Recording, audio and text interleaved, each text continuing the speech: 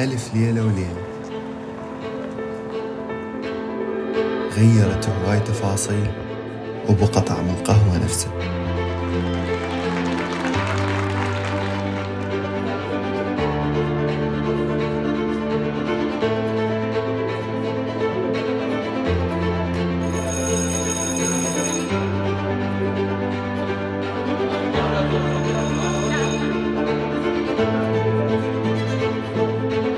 هالمرة الطريقة مختلفة بس الشعور واحد، بمكان حب يتشكل ويتكون من طرق مرت علينا بأكثر من 60 سنة. فرع الأميرات هو الثامن واللي راح يكمله هو تجربتك.